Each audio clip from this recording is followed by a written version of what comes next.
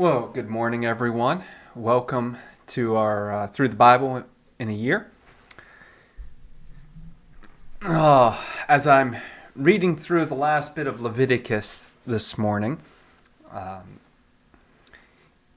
just struck by the idea that as we read through these final couple of chapters, we see this strong proclamation from God that if the Israelites will follow the commands that they've been given, well, then things will go well with them and God will protect them and good things will happen. And yet, if they forget and don't honor these commands, then bad things are going to happen to them. They're going to be expelled from the land. Their enemies are going to triumph over them.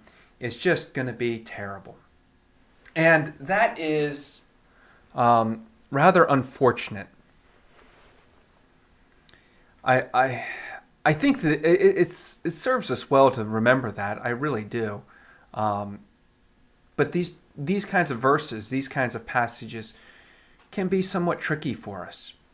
They can, in some ways, inspire us to think that when things go well in our lives, we must be following God, and when things go bad, we must be forgetting God. And I hear that play out again and again, especially on a national landscape. I hear many preachers, when things are going well, they kind of ease up a little bit. But when things go wrong in this country and when there's unrest and unsettlement, there's this call to return to God. But as soon as, politics changes, and as soon as our government changes and things start going well, they start seeing the blessings of God. This is this is unfortunate, because what we should be seeing, or what we should recognize, is that passage in Leviticus about God working, or God blessing the people, is meant to be a very general reality.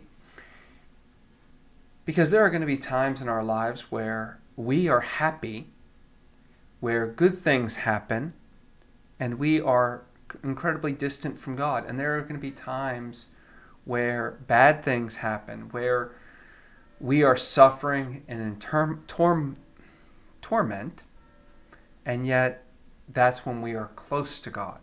The reality is that the Bible presents a much more complex picture than what is found in these pages in Leviticus.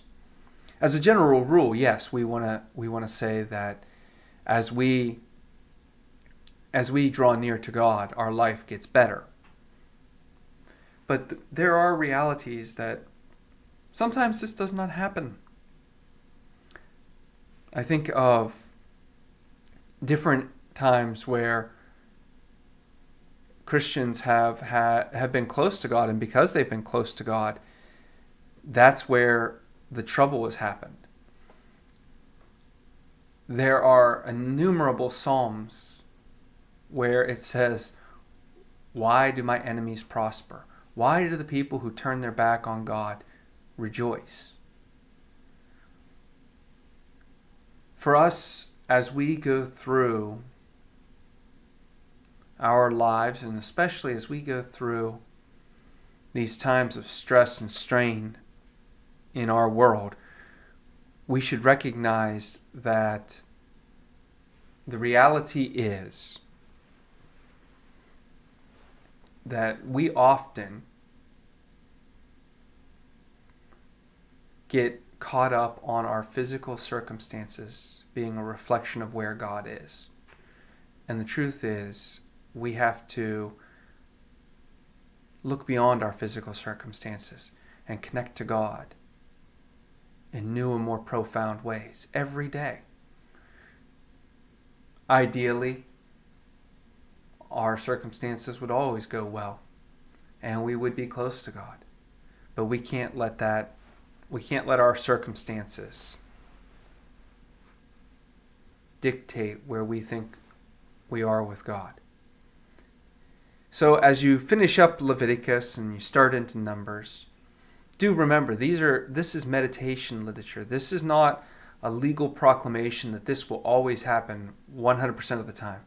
This is written for us to think about, to pray about, to reflect on, and to see overall where the Bible is pointing us. Tomorrow we start Numbers. I hope you're excited for it. I hope you are ready for the change of pace, or slight change of pace. We're going to get into some exciting stories.